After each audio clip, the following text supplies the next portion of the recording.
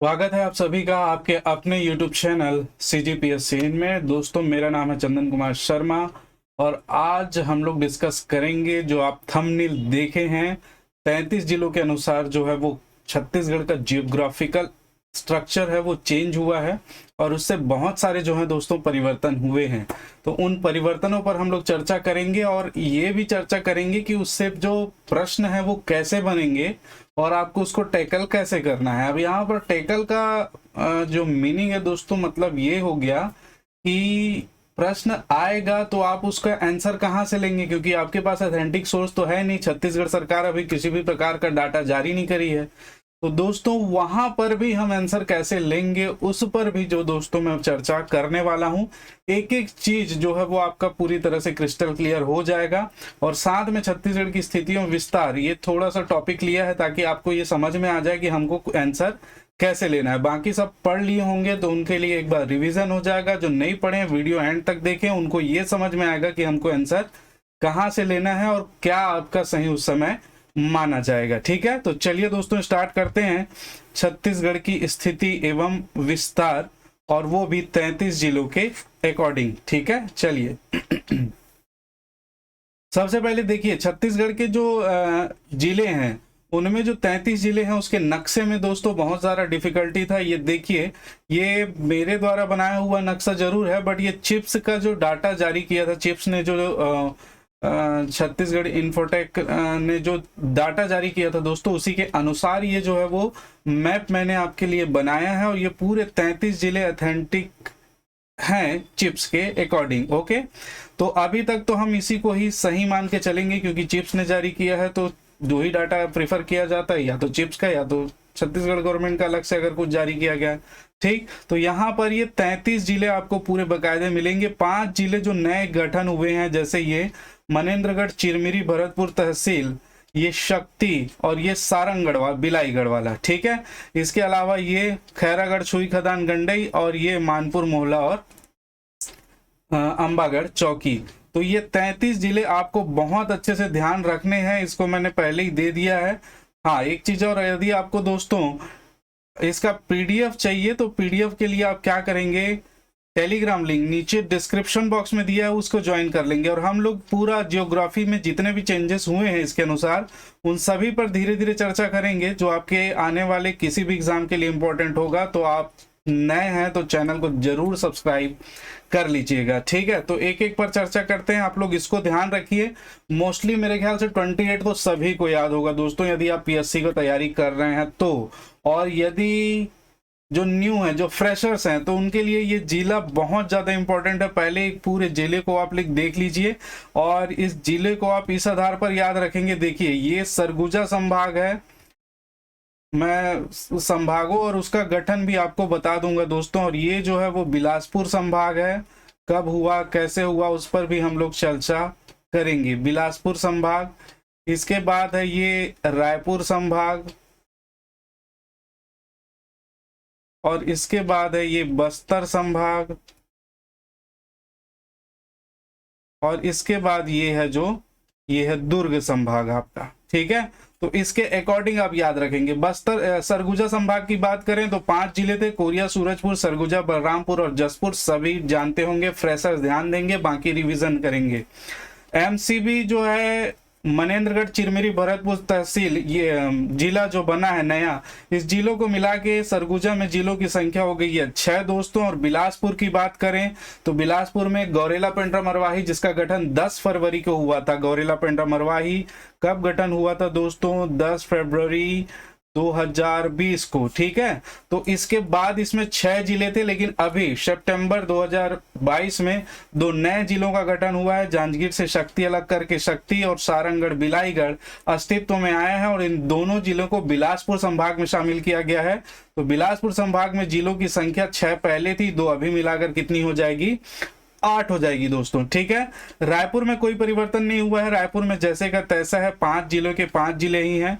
दुर्ग में 2 नए जिले बने हैं दोस्तों, 5 पहले थे, 2 नए जिले, खैरागढ़, छुईखदान, गंडई वाला और ये है आपका मानपुर मोहल्ला वाला। तो दो और बने हैं, तो दोनों को मिला के 5 और 2 ये हो जाता है 7। और बस्तर में कोई परिवर्तन नहीं हुआ दोस्तों, बस्तर में भी 7 डिस्ट्रिक्ट पहले हैं। तो जिलों के हिसाब से सबसे बड़ा जिला अभी आपका हो जाएगा बिलासपुर। ध्यान रखेंगे, सबसे बड़ा जिला कौन सा होगा? बिलासपुर। जिले वाला संभाग बता रहा हूं, ठीक है, सबसे ज्यादा जिले वाला संभाग होगा बिलासपुर। ठीक, इसके अनुसार भी कई सारे परिवर्तन हैं, लेकिन ऑथेंटिक रूप से जब तक नहीं आ जाएगा दोस्तों उसको हम नहीं चर्चा कर सकते। जैसे अभी तक सबसे बड़ा जिला जो था वो राजनांदगांव जिला था एरिया वाइज, लेकिन अभी जो बताया जा रहा है वो कोरबा बताया जा रहा है। और सबसे छोटा जिला जीपीएम था 28 जिलों के हिसाब से, और उसको बताया जा रहा है मनेन्द्रगढ़, चिरमिरी, भरतपुर तहसील।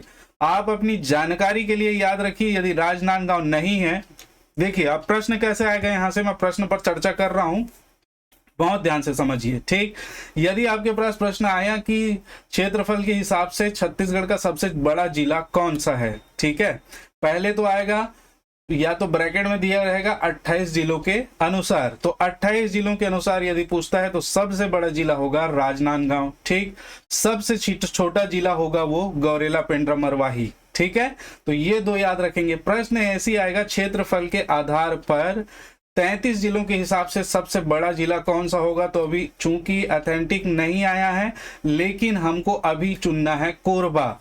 और सबसे छोटा जिला अगर पूछा जाएगा तो मनेन्द्रगढ़, चिरमिरी, भरतपुर तहसील के हिसाब से हम आंसर लेंगे। और यदि आपसे किसी के अनुसार भी नहीं पूछा जाता है छत्तीसगढ़ का सबसे बड़ा जिला कौन सा है एरिया वाइज, तब भी आप दोस्तों क्या लेंगे आंसर? आप तब लेंगे राजनांदगांव ही लेंगे और सबसे छोटा जीपीएम। क्योंकि रीजन बता रहा हूं, क्योंकि कहीं पर किसी भी बुक में या किसी भी जगह सरकारी डाटा में या कहें सरकारी वेबसाइट में कहीं पर भी इसका जिक्र नहीं किया गया। तो आप सीधा सीधा पुराने 28 जिलों के हिसाब से ही लेंगे जब तक नया डाटा नहीं आ जाता है। ठीक, तो ये अपडेट है अभी तक का, तो इसको ध्यान रखिएगा। ठीक है, तो यहाँ कितने जिले हो गए? 8 6 14 और 5 हो गया 19 और 7 हो गया 26 और 7 हो गया 33। तो टोटल जिले हैं दोस्तों 33 हमारे पास वर्तमान में। ठीक है, नेक्स्ट बात करें स्थिति एवं विस्तार की। छत्तीसगढ़ राज्य 1 नवंबर 2000 को अस्तित्व में आया, सभी को पता है 26वां राज्य बना था, 27वां उत्तराखंड और 28वां के झारखंड के रूप में अस्तित्व में आया।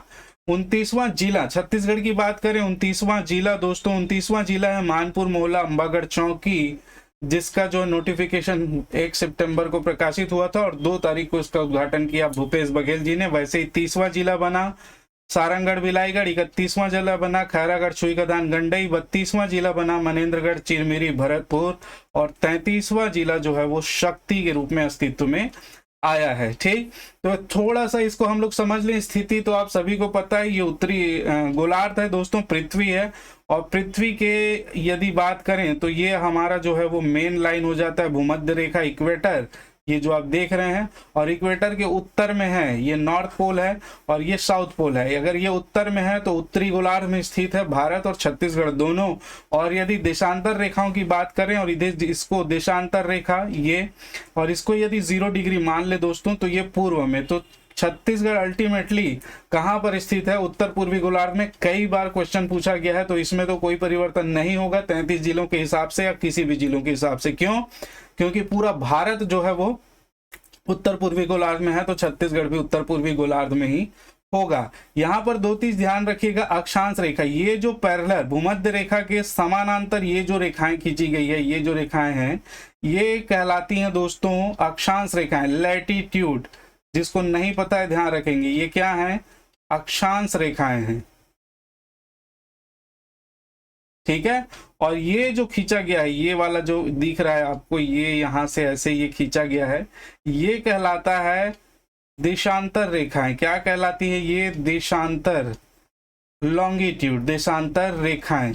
अब यहां पर आप एक चीज ध्यान रखेंगे, जो लैटिट्यूड है, लैटिट्यूड किसी भी पर्टिकुलर जगह का निश्चित लोकेशन बताने के लिए, निश्चित स्थान बताने के लिए उसका प्रयोग किया जाता है। जैसे छत्तीसगढ़ की बात करें तो छत्तीसगढ़ या भारत की बात करें कहां पर स्थित है, तो छत्तीसगढ़ का हम जानते हैं दोस्तों 24 डिग्री 5 मिनट से लगाकर 17 डिग्री 46 मिनट के बीच जो अक्षांश रेखाओं के बीच जो है वो छत्तीसगढ़ स्थित है। तो हम लोग एग्जैक्ट पॉइंट बता पाए, ऐसे में क्या उत्तरी गोलार्ध में है, ठीक है, लेकिन उत्तरी गोलार्ध में कहां पर है? उत्तरी गोलार्ध तो बहुत बड़ा है पृथ्वी का, अगर उत्तरी गोलार्ध की बात करें तो ये बहुत बड़ी जगह होती है दोस्तों। और वैसे में यदि हमसे पूछा जाए कि छत्तीसगढ़ कहाँ पर है, तो छत्तीसगढ़ उत्तरी गोलार्ध में बोलने से हमको एग्जैक्ट पॉइंट का पता जो है वो नहीं चलता है, ठीक। तो क्या करेंगे, इसका पता लगाने के लिए ही अक्षांश रेखाएं, ये काल्पनिक रेखाएं होती है, पृथ्वी पर कोई भी यहाँ पर स्केच नहीं बनाया गया है, यहाँ पर जो है वो कल्पना की गई है, इमेजिनरी लाइंस है, अक्षांश रेखाएं, लैटिट्यूड बोला जाता है इसको।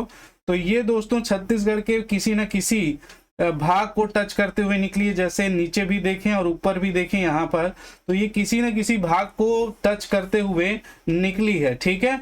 और यही जो है, यही हमारे छत्तीसगढ़ का एक्चुअल पोजीशन बताता है। मैं आगे आपको मैप के माध्यम से पूरा समझाता हूं। देखिए, छत्तीसगढ़ का अक्षांशीय विस्तार की बात करें तो यहाँ पर देखिए दोस्तों, ये है छत्तीसगढ़ का अक्षांश रेखा जो छत्तीसगढ़ को टच करते हुए निकलती है। ये है हमारी अक्षांश रेखा, लैटिट्यूड जो मैंने अभी बताया, ठीक है। और ये कितने डिग्री पर स्थित है दोस्तों, तो ये आप ध्यान रखिएगा, ये 24 डिग्री 5 मिनट पर स्थित है, ठीक है, 24 डिग्री 5 मिनट पर, ठीक। यहाँ पर ये आपको मिल जाएगा, ये अच्छा यहाँ पर डिग्री है दोस्तों, इसको सेट कर लेना आप लोग, 24 डिग्री 5 मिनट और 17 डिग्री 46 मिनट, ठीक है। नीचे अब उत्तरतम जो जिला है वो कौन सा जिला है, इसीलिए मैंने बताया था कि आप लोग मैप को बहुत ढंग से पहले करेंगे तभी समझ में आएगा। ये जिला है दोस्तों बलरामपुर, बलरामपुर जिले के रामानुजगंज तहसील, बलरामपुर जिला। और ये जो पॉइंट है वो सुंदर गांव है, क्या है, सुंदर गांव, सुंदर गांव जो रामानुजगंज तहसील में स्थित है, वहां से टच करते हुए निकलती है। सबसे उत्तरतम जिला है दोस्तों हमारा सुंदर गांव, ठीक है, ध्यान रखिएगा। ये आपके जानकारी के लिए मैंने लिख दिया है, ये सभी आपको पीडीएफ टेलीग्राम लिंक में मिल जाएगा, नीचे टेलीग्राम लिंक दिया हुआ है डिस्क्रिप्शन बॉक्स में, आप चाहें तो वहां पर ज्वाइन कर सकते हैं, ठीक। तो ये 24 डिग्री 5 मिनट कहाँ से निकलता है, तो ये रामानुजगंज तहसील के सुंदर गांव नामक स्थान से गुजरता है, ठीक है। और ये है हमारा अक्षांश रेखा जो छत्तीसगढ़ को टच करती है। वहीं दक्षिण की बात करें दोस्तों, अच्छा ये कौन सी अक्षांश रेखा होगी, ये उत्तरी अक्षांश रेखा होगी, कौन सी, उत्तरी, नॉर्दर्न। और ये भी दोस्तों कौन सा होगा, ये भी उत्तरी अक्षांश रेखा होगी, कौन सी होगी, उत्तरी अक्षांश। अब ये उत्तरी अक्षांश क्यों होगी, तो भैया ये जो उत्तरी अक्षांश इसलिए होगी क्योंकि ये भूमध्य रेखा है और ये सब जितने भी अक्षांश रेखाएं हैं इसके उत्तर में है, ये भी तो उत्तर में ही है। ये अक्षांश रेखाएं छत्तीसगढ़ के अकॉर्डिंग तो खींची नहीं गई है, अक्षांश रेखाएं जो है वो पूरे पृथ्वी के अकॉर्डिंग खींची गई है, ठीक। तो ये भी उत्तरी अक्षांश होगी। क्वेश्चन आया था, बहुत गलती होने के चांसेस रहते हैं, ध्यान रखिएगा, ठीक। तो यहाँ पर ध्यान रखिए, नीचे कौन सा जिला है, नीचे ये जिला है दोस्तों सुकमा, कौन सा जिला है, सुकमा। और सुकमा के ये कोंटा, कोंटा नामक स्थान से टच करते हुए निकलती है। और ये इसका जो कोऑर्डिनेट है दोस्तों वो है 17 डिग्री 46 मिनट, ठीक है, 17 डिग्री 46 मिनट, इसको आप सुधार लेंगे। और ये सुकमा के कोंटा से गुजरता है, ठीक। तो इसके बीच स्थित है अक्षांशीय विस्तार छत्तीसगढ़ का। मेरे ख्याल से आप लोगों को अच्छे से समझ में आ गया होगा। अब एक चीज और यहाँ पर प्रश्न पूछा जाता है, सबसे उत्तरतम जिला ध्यान रखेंगे बलरामपुर, किस जगह से गुजरता है, सुंदरगांव। नीचे कौन सा है, सुकमा, किस जगह से गुजरता है, कोंटा, ठीक है। तो सबसे दक्षिणतम जिला सुकमा, सबसे उत्तरतम जिला बलरामपुर। अब यहाँ से दोनों के छत्तीसगढ़ की टोटल डिस्टेंस, लंबाई कितनी है दोस्तों, तो ये भी याद रखिएगा, टोटल जो लंबाई है यहाँ से हम लोग मान के चले, इस अक्षांश से इस अक्षांश तक यदि मान के चलें तो इसकी लंबाई है दोस्तों 700 से 800 किलोमीटर। एक बार क्वेश्चन आया हुआ था 700 से 800 किलोमीटर, आंसर भी लिया गया था, तो इसी प्रकार से याद रखेंगे। और मैक्सिमम आप याद रखेंगे 700 के आसपास, यदि अलग से दिया जाता है तो 700 किलोमीटर के आसपास आप ध्यान रखेंगे। तो अक्षांशीय विस्तार कितना है इसका, 700 से 800 किलोमीटर के आसपास, ठीक है। चलिए नेक्स्ट हम लोग देखेंगे देशांतर रेखा। तो मैंने बताया ये देशांतर रेखाएं हैं, ये जो रेखाएं हैं, ये सभी आप जो दिख रही हैं, ये देशांतर रेखाएं हैं, ठीक है। अब ये देशांतर रेखाएं नॉर्थ पोल को साउथ पोल से जोड़ते हुए खींची गई है, ठीक। और देशांतर रेखाएं दोस्तों हमारे समय का निर्धारण करती है, ध्यान रखिएगा, किसका निर्धारण करती है, समय का। ये भी क्वेश्चन पूछा गया था दोस्तों, समय का। और अक्षांश रेखाएं किसका निर्धारण करती है, तो ये करती है दोस्तों स्थान का, इसका स्थान का, ठीक। तो दोनों चीज को आप याद रखेंगे। अब देशांतर रेखाओं की बात करें तो 0 डिग्री देशांतर रेखा GMT ग्रीनविच मीन टाइम से होकर गुजरती है, आप सभी को पता होगा, ठीक। और ये देशांतर रेखाएं भी जो है वो छत्तीसगढ़ के किसी न किसी भाग को टच करते हुए निकल रही हैं, जैसे यहाँ पर देखें और यहाँ पर देखें दोस्तों, तो ये किसी न किसी भाग को स्पर्श करते हुए गुजरती है। ये बहुत ज़्यादा डिटेल में है, मैं चाहूँ तो बहुत सारा चीज़ इसमें से आपको इंक्लूड कर सकता हूँ, लेकिन आप ये इंडियन ज्योग्राफी में और बहुत अच्छे से पढ़ेंगे। देशांतर रेखाएं क्यों खींची जाती है, क्या इसकी स्थिति होती है, अक्षांश रेखाएं क्या है, तो ये सारी चीज़ें दोस्तों, यदि आपको इसकी भी जानकारी चाहिए तो नीचे आप कमेंट्स जरूर कर दीजिएगा, मैं इसकी जानकारी दे दूंगा। अभी छत्तीसगढ़ की दृष्टि से याद रखिए, देशांतर रेखाएं समय का निर्धारण करती है और छत्तीसगढ़ को टच करते हुए ये गुजरती है। और ये छत्तीसगढ़ के दोस्तों, ये है हमारा देशांतर रेखा, देशांतर रेखा, और ये भी है देशांतर रेखा। अब ये दोनों कौन सी देशांतर रेखा होगी, सबसे पहले तो इस पर चर्चा करेंगे। तो देखिए, मैंने बताया ये जो 0 डिग्री है वो ग्रीनविच मीन टाइम है। अब इस 0 डिग्री के इस तरफ जितनी भी रेखाएं हैं, इस तरफ जितनी भी रेखाएं हैं वे पूर्वी होंगी। कौन सी होंगी, पूर्वी। और इसके 0 डिग्री के इस तरफ जितनी रेखाएं होंगी वो क्या होंगी, पश्चिमी होंगी दोस्तों, ठीक है। कौन सी होगी, पश्चिमी। तो यहाँ पर ये इससे जो गुजर रही है वो दोनों रेखाएं क्या होंगी, पूर्वी देशांतर रेखाएं होंगी, ठीक। तो इसको आप ध्यान रखेंगे, पूर्वी देशांतर रेखाएं होंगी दोनों, ये भी पूर्वी देशांतर रेखा होगी और वो भी पूर्वी देशांतर रेखा, ठीक। अब यहाँ पर ये कहाँ पर टच कर रहा है, तो देखिए दोस्तों, ये बीजापुर वाला क्षेत्र है, ठीक। इसको याद रखेंगे, ये है आपका 80 डिग्री 15 मिनट, 80 डिग्री 15 मिनट, ये यहाँ पर लिखा हुआ है 80 डिग्री 15 मिनट। और यहाँ पर ये जसपुर जिला के पास टच कर रहा है, और ये है दोस्तों आपका 84 डिग्री 25 मिनट, 84 डिग्री 25 मिनट में 25 मिनट जो है वो देशांतर रेखा छत्तीसगढ़ के जसपुर जिले को टच करते हुए निकलती है। और यहाँ पे मैंने पूरी जानकारी आपको दे दी है। यहाँ पर जो क्षेत्र आता है दोस्तों वो आता है आपका भद्रकाली वाला, ठीक है। भद्रकाली भोपालपट्टनम का बीजापुर जिला कौन सा है, बीजापुर। तो सबसे पश्चिम में स्थित जिला अगर पूछे, सबसे पश्चिम में स्थित जिला अगर पूछे दोस्तों तो वो है बीजापुर, ठीक है। बीजापुर के भद्रकाली के भोपालपट्टनम से होकर गुजरता है, इसको याद रखेंगे, ये बीजापुर से, ठीक, भोपालपट्टनम से 80 डिग्री 15 मिनट जो मैंने बता रहा हूं, ये सारा चीज यहाँ पर मैंने लिख दिया है। और ये 84 डिग्री जो है दोस्तों वो जसपुर के गिरला नामक स्थान, कहाँ से, गिरला नामक स्थान से होकर गुजरता है, ठीक। तो इसको ध्यान रखेंगे। तो हमारा अगर कोऑर्डिनेट पूछा जाए, अक्षांशी विस्तार पूछा जाए तो 24 डिग्री 5 मिनट से नीचे 17 डिग्री 46 मिनट, और देशांतरी विस्तार है 80 डिग्री 15 मिनट से 84 डिग्री 25 मिनट के बीच है, ठीक है। इसको याद रखिएगा। एक बार पूछा गया था और प्रश्न आया हुआ है कि इसकी चौड़ाई, छत्तीसगढ़ की टोटल चौड़ाई कितनी है। तो चौड़ाई की बात करें दोस्तों तो यहां से अगर लगाकर देखें, यहां से यहां तक की जो चौड़ाई है वो है आपका 435 किलोमीटर। कितना, 435 किलोमीटर। तो लंबाई 700 से 800, चौड़ाई जो है वो 435 किलोमीटर, याद रखेंगे। नेक्स्ट प्रश्न यहाँ पर और बनता है दोस्तों, क्या इसको पूछा गया, छत्तीसगढ़ राज्य का देशांतरी विस्तार अधिक है कि अक्षांशी विस्तार। तो यहाँ पर देखें दोस्तों, ये अक्षांश रेखा है।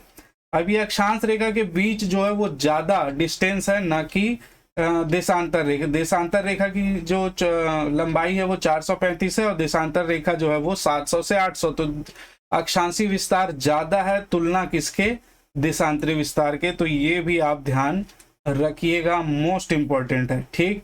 मेरे ख्याल से आपको यहां तक समझ में आ गया होगा, ठीक है, तो यहां तक तो कोई परिवर्तन नहीं होगा 33 जिलों के हिसाब से। आगे जो है वो बहुत समस्या आपको आ सकती है। पहला, कर्क रेखा। तो कर्क रेखा क्या होता है दोस्तों? कर्क रेखा वे रेखाएं होती हैं, जैसे मैं आपको बता दूं, देखिए ये है कर्क रेखा, ये इसको कहते हैं ट्रॉपिक ऑफ कैंसर। क्या कहा जाता है इसको? Tropic of cancer. और ये होती है मकर रेखा, जो नीचे है, ये ट्रॉपिक ऑफ कैप्रिकॉन, ठीक है, मकर रेखा इसको कहा जाता है। तो ये सूर्य, ये पृथ्वी जो है हमारी, ये सूर्य के चारों ओर जो है वो क्या लगा रही है? चक्कर लगा रही है, और अपने अक्ष पर भी चक्कर लगा रही है। तो जब ये पोजीशन आता है दोस्तों, तो सूर्य का जो लंबवत प्रकाश है, लंबवत, वो यहीं तक पड़ता है, ठीक है, लंबवत प्रकाश जो है वो यहीं तक पड़ता है। और जब ये पृथ्वी जब घूम के इधर आ जाती है, तो सोचिए ये मकर रेखा के इस साइड आ गया सूर्य, तो इस साइड आ गया, तो सूर्य जो है यहाँ पर प्रकाश, यहाँ पर ये वाला भाग आप देखेंगे तो सूर्य का लंबवत प्रकाश जो है वो यहाँ पर मकर रेखा तक पड़ता है। दोनों कितने डिग्री पर हैं दोस्तों? यही 23.5 डिग्री है, इसी को कर्क रेखा कहा जाता है। और नीचे के साइड 23.5 डिग्री को मकर रेखा कहा जाता है। और ये कर्क रेखा और जो मकर रेखा होती है, ये दोस्तों इन दोनों के बीच ही सूर्य का प्रकाश जो है वो लंबवत पड़ता है, इसको आप ध्यान में रखिएगा। आगे चलें, ये कर्क रेखा ट्रॉपिक ऑफ कैंसर छत्तीसगढ़ के भी जो है वो छत्तीसगढ़ से होकर गुजरती है। अब छत्तीसगढ़ में कहां से होकर गुजरती है? तो छत्तीसगढ़ के सरगुजा संभाग में। ये देखिए कर्क रेखा है, सरगुजा संभाग के अगर जिले आपको याद हैं तो ये नया जिला है एमसीबी, और इसके बाद है कोरिया, और उसके बाद सूरजपुर, और ये बलरामपुर। तो ये कितने जिलों से होकर गुजरती है? तो 4 जिलों से होकर गुजरती है।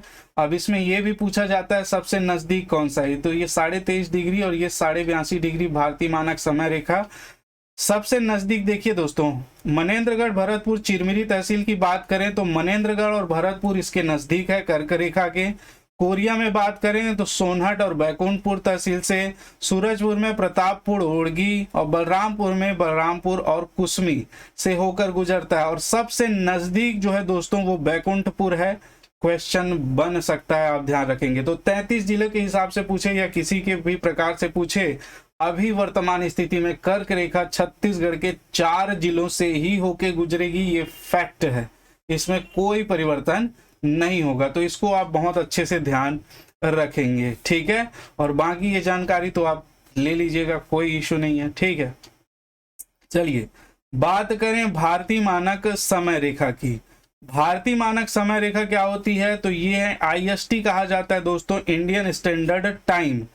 टाइम जोन जो है पृथ्वी 0 डिग्री जो है हमारी देशांतर रेखा की बात करें, थोड़ा सा आपको इसमें समझा दूं ताकि समझ में आ जाए। देखिए ये दोस्तों 0 डिग्री है, और 0 डिग्री से 82.5 डिग्री हमारी जो है वो इंडियन स्टैंडर्ड टाइम है। एक्चुअल में अगर पृथ्वी अपने अक्ष पर गति कर रही है तो अपने अक्ष पर घूर्णन गति करती है, ठीक है, तो ये पूरा जो घूर्णन गति एक पूरा राउंड घूमने में, दिन से रात अगर दोनों को मिला के देखें तो ये 360 डिग्री घूमती है। कितने देर में? 24 घंटे में। कितने में? 24 घंटे में। तो 1 घंटे में ये कितना घूमेगी? तो 360 डिवाइडेड बाई 24, तो ये घूमेगी दोस्तों 15। 1 घंटे में 15 डिग्री घूमता है, ठीक है। तो 1 घंटे में 15 डिग्री घूम रहा है, तो ऐसे में हर घंटे में इसके घूमने में अंतर आएगा। इसको और डिटेल कर सकते हैं, लेकिन आप लोग इसको ध्यान रखेंगे, और घूमने में अंतर आएगा दोस्तों। ये जितने देर में यहाँ पहुंचेगी तो इसके टाइमलाइन में और इसके टाइमलाइन में तो अंतर आ जाएगा, है ना। उसी प्रकार भारत के भी जो है वो एक बात करें, यदि हम लोग गुजरात से लेके अरुणाचल प्रदेश तक, तो दोनों के बीच टाइमलाइन में डिस्टेंस में कुछ ना कुछ टाइम का अंतर आएगा। उसी टाइम को ही मैनेज करने के लिए एक देशांतर रेखा को भारतीय मानक समय रेखा माना गया। क्यों? क्योंकि वो जो है वो दोनों के बीच की स्थिति थी, इधर गुजरात के नेक्स्ट पॉइंट और इधर जो है अरुणाचल प्रदेश के बीचों बीच जो रेखा खींची गई देशांतर रेखा, उसी को ही भारतीय मानक समय रेखा माना गया, ताकि दोनों के समय को क्या किया जा सके? बराबर किया जा सके। चलिए अब हम लोग देखते हैं भारतीय मानक समय रेखा तो भारतीय मानक समय रेखा 82.5 डिग्री को माना गया, जो इलाहाबाद के नैनी से गुजरती है। ठीक है, लेकिन ये छत्तीसगढ़ के भी 7 जिलों से होकर गुजरती है। अभी किसी किसी बुक में अपडेट होकर आया है 8, तो ये कोचिंग सेंटर की बुक में ना जाए दोस्तों, अभी आप 7 ही आंसर लेंगे। क्या आंसर लेंगे? 7। जब तक हमारा चिप्स या जो है वो छत्तीसगढ़ सरकार कोई डाटा प्रोवाइड नहीं करवा देती, आप 7 ही आंसर लेकर चलेंगे। तो ये भारतीय मानक समय रेखा छत्तीसगढ़ के 7 जिलों से होकर गुजरती है। और कौन कौन सा, तो आप देख लीजिए, ये सूरजपुर, ये कोरिया, ये आपका कोरबा, ये जांजगीर चांपा, बलौदाबाजार, महासमुंद और गरियाबंद। मैं यहाँ पर लिख दिया हूँ दोस्तों, महासमुंद, गरियाबंद 7 जिलों से होकर गुजरती है। ठीक है, तो अभी आप आंसर लेंगे 7, इसको तो याद रखिए। दूसरा एक फैक्ट और आता है, भारतीय मानक समय रेखा और कर्क रेखा दोनों एक दूसरे को कहां पर क्रॉस करती हैं? तो ये दोस्तों कोरिया के सोनहत में एक दूसरे को ये क्या करती हैं? क्रॉस करती हैं। बालम पहाड़ी, सोनहत जो है वो वहां पर बालम पहाड़ी स्थित है, वहीं पर से भारतीय मानक समय रेखा और एक कर्क रेखा एक दूसरे को विभाजित करती है। ठीक है, तो दोस्तों ये आज का छत्तीसगढ़ का स्थिति एवं विस्तार एक रिवीजन के थ्रू आपको मेरे ख्याल से बहुत अच्छे से क्लियर हुआ होगा, और डिटेल में भी वीडियो बने हुए हैं, तो आप उसको जाकर देख सकते हैं। ये थोड़ा सा मैंने अभी 33 जिलों के हिसाब से क्या परिवर्तन हुए और उसमें से प्रश्न आपको कैसे लेने हैं, इसके लिए मैंने ये वीडियो बनाया है। तो मेरे ख्याल से आपको स्पष्ट समझ में आ गया होगा। किसी को डाउट है तो कमेंट बॉक्स में कमेंट करके पूछ लीजिएगा, और वीडियो कैसा लगा दोस्तों ये जरूर बताइएगा। ठीक है, ऐसे ही मैप आधारित आपको पूरे वीडियो मिलेंगे, और 33 जिलों के हिसाब से जो जो परिवर्तन हो रहे हैं, जो जहां जहां पर कोई दिक्कत होगी वहां पर मैं आपको वीडियो प्रोवाइड करवाऊंगा। तो यदि आप चैनल में नए हैं तो चैनल को सब्सक्राइब जरूर कर लीजिएगा और लाइक शेयर कर दे दोस्तों। धन्यवाद।